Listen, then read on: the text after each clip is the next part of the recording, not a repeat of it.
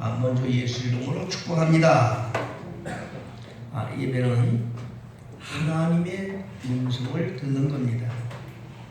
하나님의 음성, 하나님의 말씀을 듣는 겁니다.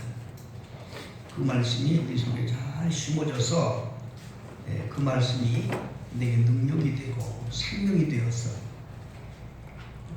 한 주일에 한 번 듣는 말씀으로 또 한 주일을 사는, 그래도 넉넉하게 이길 수 있는 이런 종들이 되시기를 예수 이름으로 축복합니다.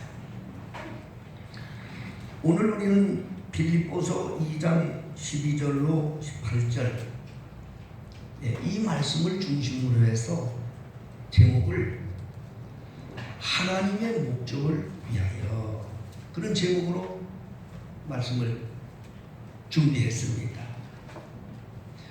하나님께서 세상을 창조할 때에 하나님의 목적이 있었습니다. 이유 없이 만들지 않았어요. 여러분이 앉고 계시는, 앉아 계시는 의자도 사람이 만들었어요. 사람이 나무를 깎아서 만들었다고요. 아무 생각 없이 만든 게 아니죠. 의자를 만들 때 그 만드는 사람이 목적이 있어요. 편안하게 앉아서 일을 볼 수 있도록 준비한 거예요. 여기 있는 올간이나 또 피아노나 여러분 선풍기나 또 에어컨이나 만든 사람은 목적이 있어요.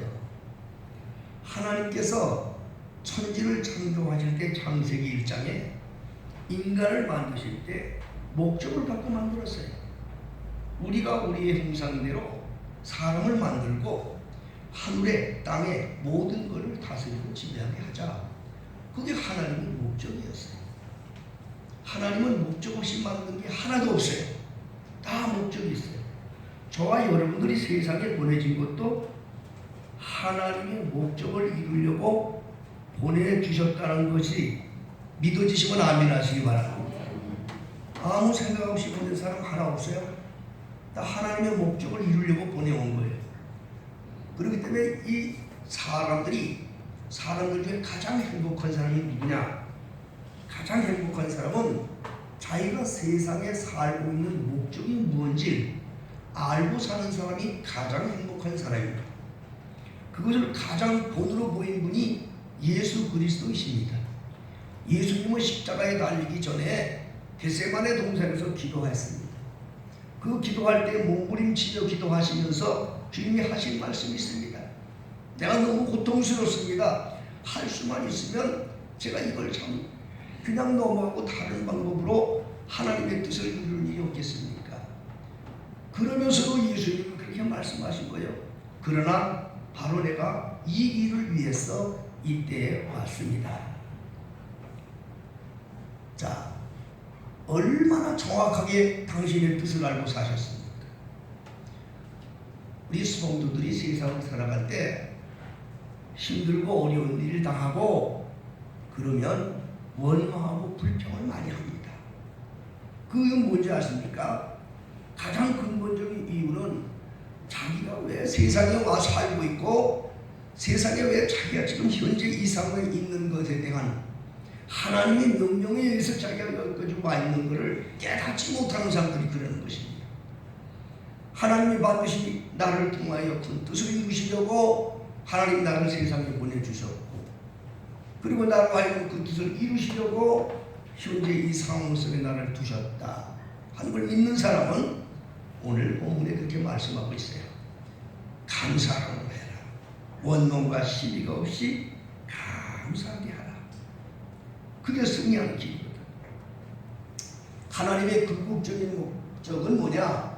하나님의 궁극적인 목적, 하나님께서 세상에 우리 자기 백성들을 구원하려고 예수님을 보내주셨어요. 예수님이 세상에 오신 것도 목적이 있어 오신 거예요. 그냥 오신 세월이 흐르다 보니까 그런 위인이 세상에 오신 게 아니에요. 하나님의 목적을 이루려고 오신 거예요. 예수님뿐이 아니야. 여러분들 각자 여러분들도 다 다 하나님의 목적을 이루려고 세상에 보내졌다 하는 사실을 믿으시기를 주로 축복합니다. 마태복음 1장 22절에 예수님을 보내면서 하나님이 무슨 목적을 말씀하셨는가 하니 그 아기를 낳을 텐데 그 이름을 예수라고 불러라. 이는 저가 자기 백성들을 저의 죄에서 구원할 자입니다. 그러니까 예수님은 이 땅에 흩어져 있는 자기 백성들을 구원하려고 오신 거란 말이에요. 네, 자기 백성 구원하려고. 저와 여러분들 예수 믿고 하나님을 예수를 구주로 섬기는 사람들의 영혼을 구원하려고 예수님이 세상에 오셨다는 거예요. 그 목적으로 오신 거예요. 그런데 그 예수님의 구원이 어떤 구원이냐? 오늘 본문에 보니까 지금 오늘날 많은 사람들이 구원이라는 것을 착각을 합니다. 예수 믿으면 구원 얻었어. 그래서 예배당에만 다니면 그냥 다 구원 얻은 걸로 생각해. 에? 그래 주여 주여 하면 다 구원 받은 걸로 생각을 해. 그건 진짜 구원이 아니에요. 우리 베들교회 성도님들 귀에 뭐 박히게 없지는 늘 말씀드립니다. 여러분은 절대 따라가지 말라는 거예요. 그게 뭐냐? 예수 이름을 부르는 종교인이 되지 말아라. 예수 이름만 부르는 종교인이 되지 마라. 주여 주여 하고 예수 이름만 부르는 자들은 종교인이지 그건 구원이 없는 거예요. 예수님이 마태복음 7장 21절에 분명히 말씀하셨어요. 나더러 주여 주여 하는 자는 다 천국 가지 못한다. 하늘에 계신 아버지 뜻대로 행하는 자가 들어간다. 이 행한다는 말에 주의하셔야 돼요. 여러분들이 행하는 믿음. 응? 주여 주여 하는 건 누구냐? 예수 이름을 부르는 종교인이 되지 말고 예수와 함께 사는 그리스도인이 되어라. 예수 이름만 부르는 종교인이 되지 말고 예수님과 함께 사는 그리스도인이 되어라. 이 사람이 진정으로 구원을 받은 사람이고 구원이 보장되는 사람인 것입니다. 그 구원은 어떤 구원이냐? 그 구원은 육체적 영혼 구원이 다 포함되어 있습니다. 구약에는 구원이라는 단어를 어떻게 썼는가? 구약에는 사람이 구덩이에 빠져서 죽을 지경에 거기서 건진받으면 구원받았다 이렇게 얘기를 합니다. 병 들었다가 고침받았으면 구원받았다 그렇게 표현을 합니다. 구약에는 전부 다 구원이라는 표현을 어디다 뒀느냐? 우리들의 육체적인 삶, 세상적인 삶에 대한데 거기다 표적을 두었습니다. 그래서 이스라엘이 애굽에서 나와서 홍해바다를 건너고 난 후에 모세의 누이 밀리암은 구원의 노래를 불렀습니다. 사무엘상에 한나라는 여인이 아기를 낳지 못하고 고통스러워하다가 아기를 낳고 나니까 원통하며 부러졌으니까 그걸 구원이라고 노래했습니다. 구약에는 이 구원을 우리의 모든 삶 속에 힘들고 어려운 역경 속에서 건진받는 것들을 구원이라고 표현을 했습니다. 예수 그리스도께서 오셔서 그 구원을 무엇로 주님이 설명하셨는가 하니 영혼의 구원, 영생의 구원을 말씀하셨어요. 그럼 구약의 구원은 무효고 신약의 구원은 이것만 전부냐? 그게 아닙니다. 예수님이 이 땅에 오셔서 십자가를 지신 것은 이 땅에 삶의 모든 자기 백성들의 육체의 문제뿐이 아니라 영혼 문제까지도 하나님이 구원하기를 원하시는 거기에 큰 의미가 있다는 것을 깨닫기를 주여 축복합니다. 그러면 예수와 하나 되면 여러분이 이 세상뿐 아니라 영원한 나라까지도 보장받는 하나님 은혜가 거기에 담겨져 있다고 하는 사실인 거예요. 오늘 예수님은 오늘 본문에 그런 말씀하고 있습니다. 나 있을 때뿐 아니라 오늘 12절입니다. 그러므로 나의 사랑하는 자들아 너희가 나 있을 때뿐 아니라 더욱 지금 나 없을 때에도 항상 복종하여 두렵고 떨림으로 너희의 구원을 이루라. 그랬어요. 이거는 구원의 미완성이에요.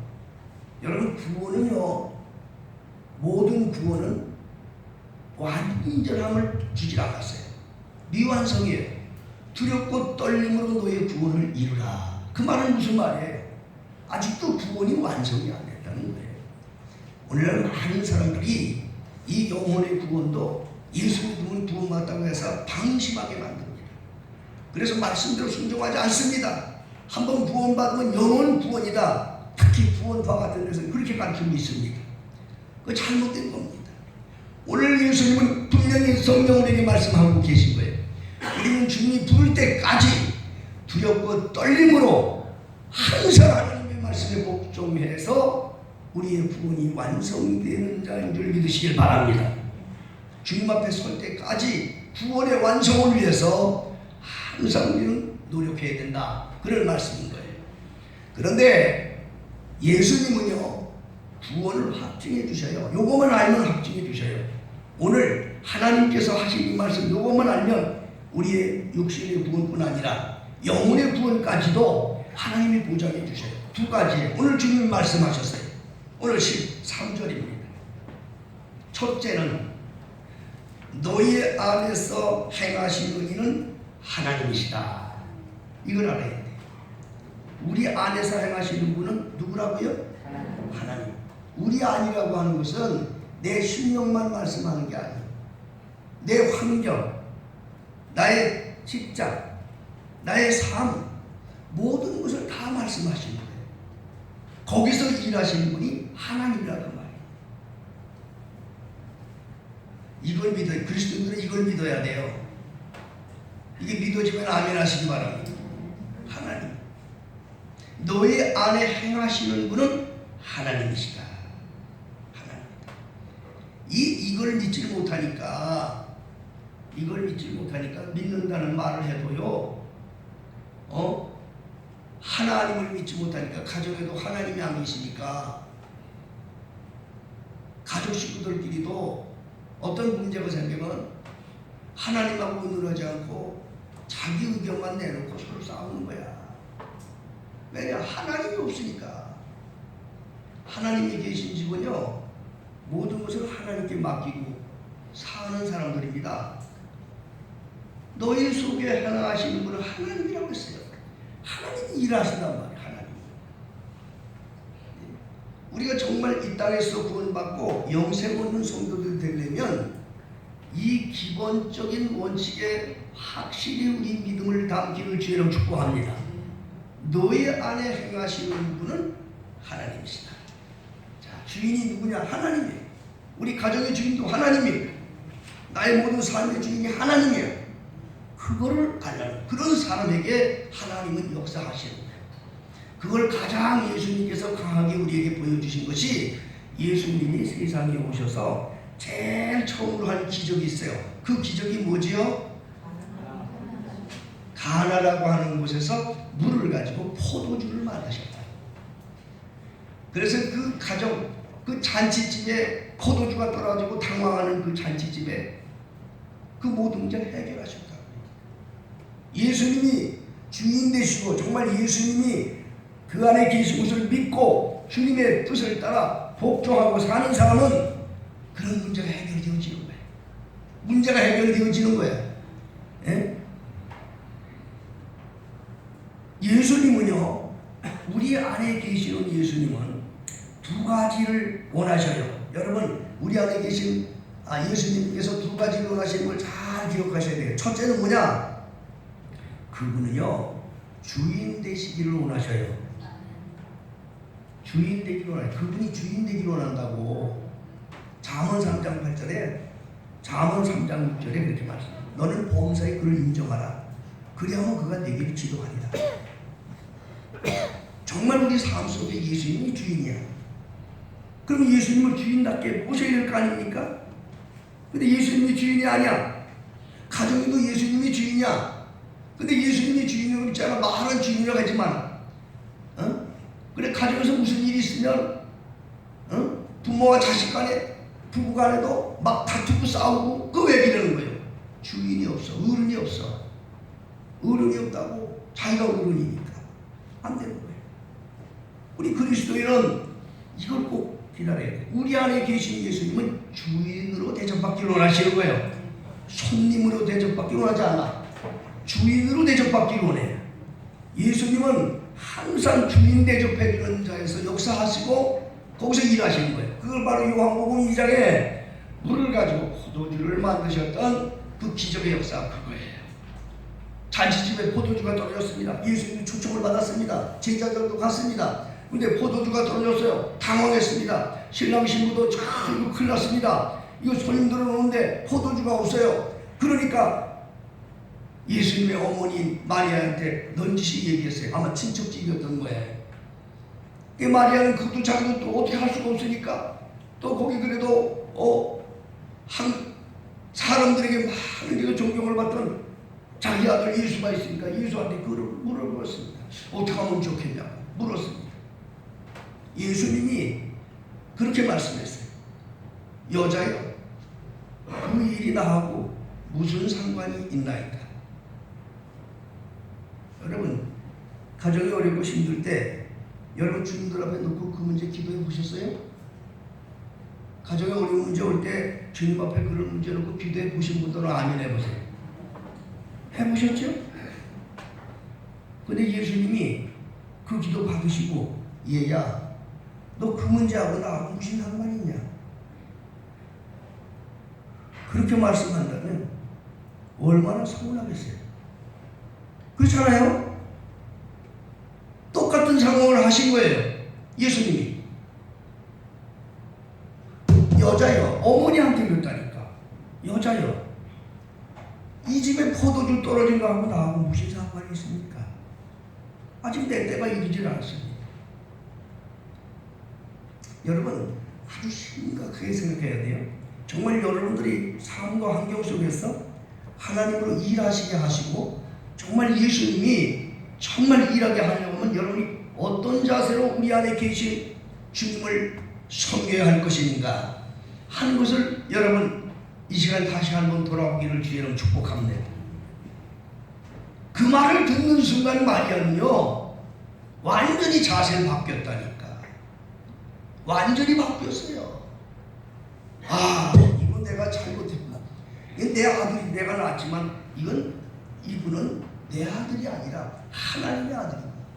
분명하게 마리아는 그런 마음의 자세를 바뀌고 주위에 있는 하나님들을 불러가지고 얘들아, 저분이 무슨 말씀을 하든지 그대로 순종해라. 저분이 무슨 말씀을 하든지 그대로 순종해라. 우리는요 과연 하나님의 말씀에 정말 무조건 순종하는 것이 예수님을 주인으로 모시고 사는 거예요.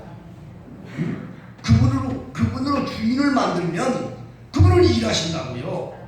그분이 손님이 되면 일 안 해요. 예수님이 여러분들 속에 지금 주님 앞에 주일날 나와서 주님한테 주여 주여 하면 이 주님의 마음에 계신 것 같아. 근데 백화점에 나가면 잊어버려. 그럼 우리에게 찾아오신 예수님은 손님이지 주인이 아니야. 일을 안 하셔. 나나 내 가정이 나의 삶 속에 일을 안 하셔. 그분을 손님으로 하면 안 돼. 여러분 집에 주인은요 집에 들어가면 마음껏 내가 냉장고에 것도 꺼내서 마실 수 있어. 내가 주인이니까. 그런데 손님은 못해. 손님 못해. 며느리 집에 가서 시어머니가 마음대로 며느리 살림 할 수 있어요 없어요? 우리 본상 대답해요. 아주 며느리도 없으니까 모르지. 참 기가 막힌 거예요. 기가 막힌 게 쉬운 게 아니에요. 왜 참 손님이니까. 그렇지만 같은 구조라도 그 며느리 마음대로 자기가 합니다. 신랑도 마음대로 합니다. 애들까지도 마음대로 합니다. 왜? 주인이니까.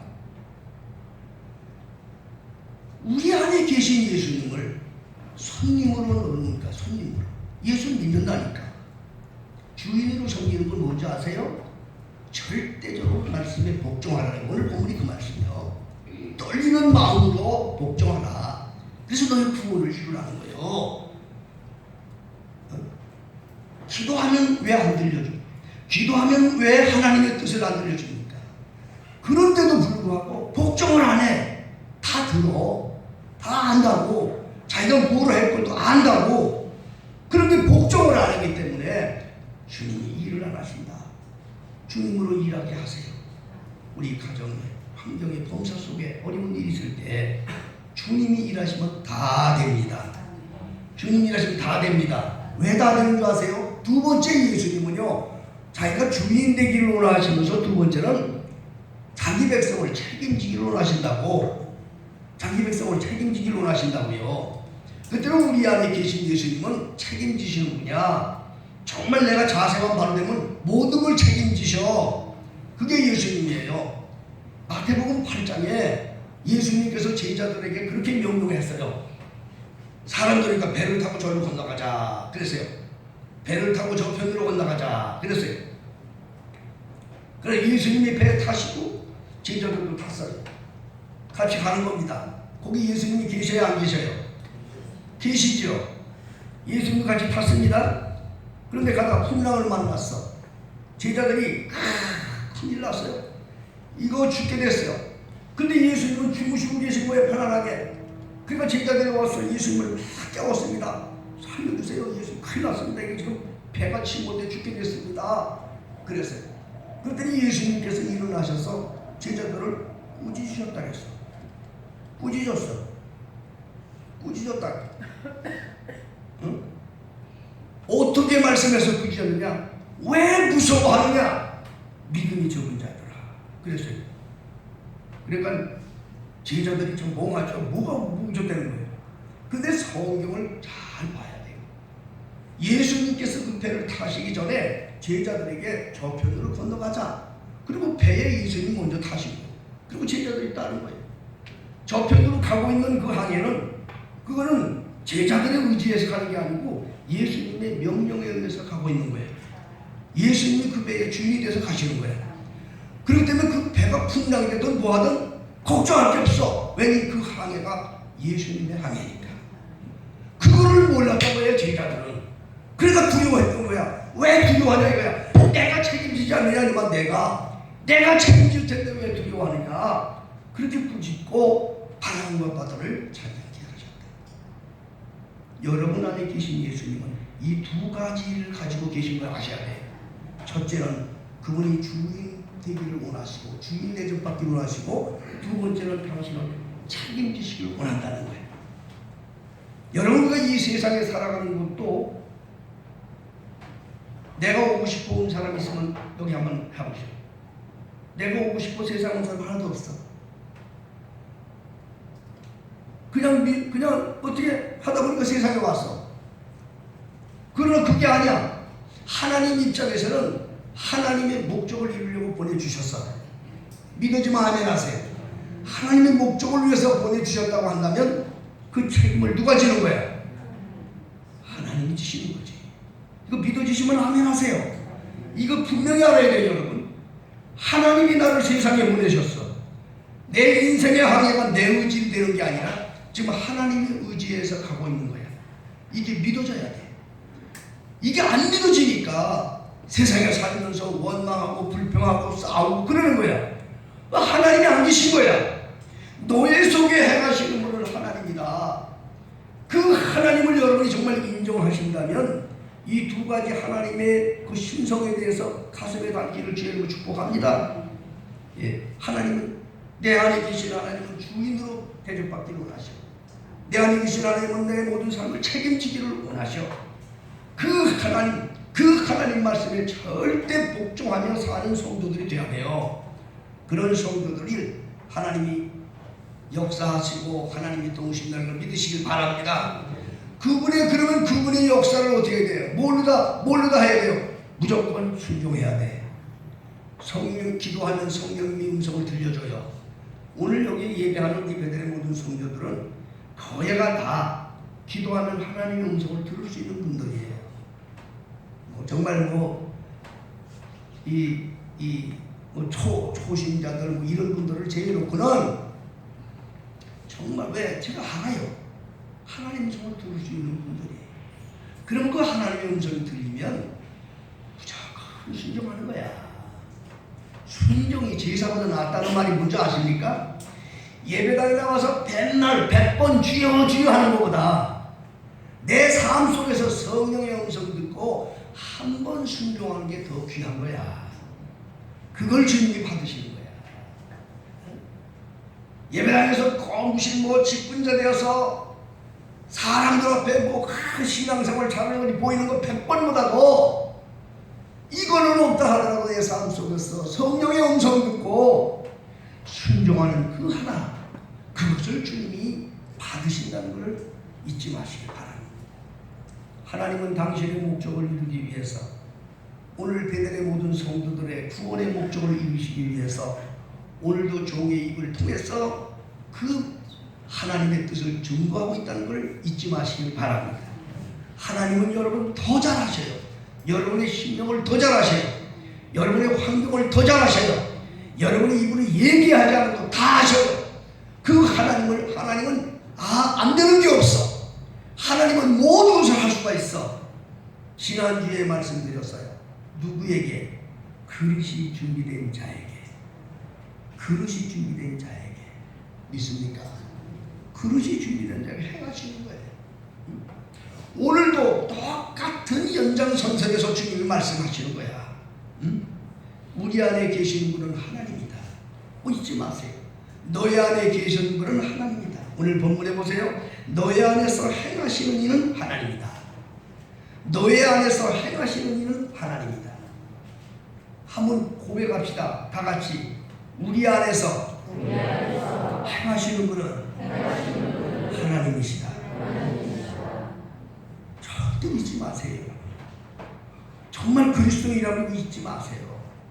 그분이에요. 그분이 하는 거예요. 내가 그릇이 온전히 되면요, 하나님은 어떤 역사에 있는 줄 아세요? 홍해바다를 가르는 거야. 여리고성을 무너뜨리는 거야. 안 될 것 같지만 되게 만드신다고. 하나님이 행하시기 때문에 우리는 100번 죽어다 깨도 안 돼도 하나님은 단번에 해결하셔. 그게 하나님의 능력이야. 그리고 하나님은 어떤 자에게 그렇게 한다고 그랬어요? 제가 지난주에도 말씀드렸는데 이것도 마찬가지예요. 우리 안에 계셔서 행하시는 그분의 그 신성을 잘 깨달으란 말입니다. 성경에 그걸 기록하고 있는 거예요. 요한복음 2장에 가나 혼인잔치에서 역사하시던 예수님, 마태복음 8장에 풍랑 속에서 일하시던 예수님, 다 우리에게 똑같은 교훈으로 말씀해 주시는 거예요. 그분으로 일하게 하셔서 승리하는 삶을 누릴 수 있기를 주의 이름으로 축복합니다. 우리 안에 계신 분은 하나님이야. 그렇기 때문에 우리 속에 계신 하나님을 바로 깨닫고 사는 자가 되게 되고, 두 번째는 여기 보면 그런 말씀이 있습니다. 자기의 기쁘신 뜻을 위하여 너희로 소원을 두고 행하게 하신다. 여기 자기의 기쁘신 뜻이라는 건 뭡니까? 하나님의 목적을 말하는 거예요. 목적. 영어 성경을 가지고 있는 사람은 알지만은 거기 for his purpose라고 써 있어요. 그 말은 무관이 그의 목적을 위하여 그렇게 기록한 거예요. 그의 목적을 위하여. 그의 목적을 위해서 사는 사람이 돼야 돼. 그의 목적을 위해서 사는 자가 구원받을 수 있는 길이 있다는 거예요. 그의 목적을 위해서 살 때 하나님이 우리의 육신에 필요한 것도 주님께서 다 채워주신다는 거예요. 여러분, 마태복음에 예수님이 마태복음 6장에 그렇게 말씀하셔요. 너희는 무엇을 먹을까? 무엇을 마실까? 무엇을 입을까? 염려하지 마라. 너희 천국께서 이미 너에게 있어야 할 것을 미리 아시느니라. 알아요. 아신다. 너 그런 것들 구하지 말라는 거예요. 근데 지금 우리 다 그거 구하고 있어요. 근본을 모르고 그걸 구하고 있어. 지난주에도 말씀드렸어. 그릇만 되면 이거 구할 필요 없어. 그냥 채워져. 하나님의 원칙만 알면 그냥 채워져. 근데 그거를 구하는데 이건 종교인들이 하는 거예요. 종교인들은 그걸 구합니다. 신에게. 근데 그리스도는 그거 하지 말라는 거예요. 예수님. 그릇이 준비되라는 거예요. 그릇이 준비되라는 거예요. 응? 하나님의 목적을 위해서 먼저 자기를 드려라. 그러면 나머지는 하나님이 책임져 주겠다. 그것이 성경의 교훈인 것입니다. 여기 소원을 둔다는 건 desire, 영어로 desire를 말하는 열망을 가지라는 거예요. 자발적이라는 걸 말이에요. 자발적으로. 예? 피동적인 것이 아니라 능동적으로. 이사야서 6장에 하나님께서 간절한 마음으로 야 내가 이 하나님의 뜻을 전해야 되는데 누구를 보낼까? 그때 이사야 선지자가 은혜 받고 이사야 선지자가 고백했습니다. 주여 내가 여기 있사오니 나를 보내소서. 자발적인 네? 하나님의 뜻에 자발적인 헌신. 누가복음 1장에 예수님을 세상에 잉태하고 내어버렸던 마리아도 똑같은 고백을 한 겁니다. 예? 자기 환경을 보지 않고 상황을 보지 않고 하나님의 말씀대로 내게 이루어지기를 원합니다. 그렇게 순종을 했어요. 예수님도 우리에게 가르쳐 주신 거예요. 예수님도 내 원대로 마시고 아버지 원대로 되기 원하나이다. 자, 여러분 그리스도인들의 이게 아주 핵심적인 요소입니다. 오늘 예수님이 성령께서 우리에게 말씀해 주십니다. 두렵고 떨리는 마음으로 너의 구원을 이루라. 정말 두렵고 떨리는 마음으로 우리 구원을 이루어야 되는데 어떻게? 복종함으로써. 우리 다시 한번 말씀을 보겠습니다. 12절입니다. 너희가 나 있을 때뿐 아니라 더욱 지금 나 없을 때에도 항상 복종. 항상 복종하여 두렵고 떨림으로 너의 구원을 이루라. 그러니까 이 구원을 이루는 거는요, 두렵고 떨리는 마음으로 순종을 해야 돼요. 그 구원이 이루어지는 거예요. 영혼 구원, 육체의 구원 이루어지는 거예요. 항상 복종해야 된다. 너희 속에 두려워하지 말라는 거예요. 왜 두려워하지 마냐? 너희 속에 해오고 있는 분이 하나님이란 말이에요. 이렇게 마음 놓고 맡기고 순종하는 거예요. 믿어지면 아멘 하세요. 그거를 성령님 우리에게 원하시는 겁니다. 우리 베델교회 성도님들은 간절히 제가 원합니다. 주님 앞에 설 때까지 제가 계속 부르짖을 말씀인 것입니다. 왜냐? 주님이 오실 때 버림받을 사람들이 너무 많기 때문에, 주여 주여 하는 사람들 중에 버림받을 사람들이 너무 많기 때문에 이것을 하나님께서 제게 가르쳐 주시고 깨닫게 한 이후부터는 이걸 증거하지 않을 수가 없었어요. 성경을 통해서 하나님은 수를 보지 않으셔요. 하나님은 알곡을 보시는 겁니다. 주의 이름을 부르는 종교인이 되지 말고 주님과 함께 사는, 예수님과 함께 사는 그리스도인이 되어야 된다. 주여 주여 100번 예배당에서 부르짖는 자들이 두 번 있는 것이 아니라 삶 속에서 성령의 음성을 따라서 한 번 순종하는 자들이 구원을 얻습니다. 예수님이 예화로 말씀하셨습니다. 두 아들이 있는데 큰 아들에게 얘기했습니다. 너 가서 포도원에 가서 일하거라. 큰 아들은 대답을 했어요. 예, 그러겠습니다. 사람들이 볼 때는 얼마나 훌륭한 부자입니까? 그리고 나서 큰 아들이 안 갔습니다. 둘째 아들에게 얘기했습니다. 얘야, 너가 포도원에 가서 일해라. 둘째 아들은 싫어요. 나 안 갑니다. 그랬어요. 그러나 돌아가서 그 둘째 아들은 회개하고 아버지 말대로 포도원에 가서 일을 했어요. 예수님은 물었습니다. 이 둘 중에 누가 진정 아버지 뜻대로 산 사람이냐? 아버지 앞에서 예, 알았어요. 아멘 많이 하는 사람이 순종입니까? 알았어요. 예배당에 찾아서 열심히 박수치고 찬송하는 것만 잘하는 겁니까? 그건 못해도 괜찮아요. 내 삶 속에서 성령의 음성 듣고 한번 순종하는 삶을 사세요. 그런 자를 하나님이 찾으시는 거예요. 그런 자를 하나님이 붙드시는 거예요. 그런 자를 통해서 일하시는 거예요. 오늘 예수님이 하신 말씀, 성령께서 우리에게 주신 말씀을 꼭 마음에 다시 한번 담으시기를 바랍니다. 하나님의 목적은 바로 우리에게 구원을 주시기 위한 것입니다. 그 구원이 영혼 구원과 육체 구원이 다 포함됐다고 말씀드렸습니다. 그럼 이 구원이 어떻게 이루어지는가? 두렵고 떨림으로 구원을 이루라는 거예요. 두렵고 떨림으로. 그 두렵고 떨리는 것은 두 가지를 잘 기억하라는 겁니다. 우리 안에 계신 하나님을 알고 내가 자발적인 순종으로 이루어진다는 것, 이 두 가지를 마음에 꼭 기억하시고 우리 안에 계셔서 오늘도 우리 심령을 붙드시고 우리 환경을 붙드시고 정말 나보다 더 울으시면서 안타깝게 기도해 주시는 성령님을 여러분의 음성을 듣기를 주여 축복합니다. 여러분들 환경 봉사가 얼마나 힘들고 어렵습니까? 그러나 여러분들보다 더 힘들고 더 눈물을 흘리면서 그 환경을 놓고 기도해 주는 분이 계신데 그분이 바로 예수 그리스도이십니다. 여러분, 예수님은 나보다 더 많이 눈물 흘리시고 예수님은 나보다 더 걱정하시고 예수님은 나보다 더 참으로 안타까운 마음을 가지고 내 환경에 대해서 염려하고 계시다는 걸 잊지 마시기를 바랍니다. 그분께서 안에 계셔요.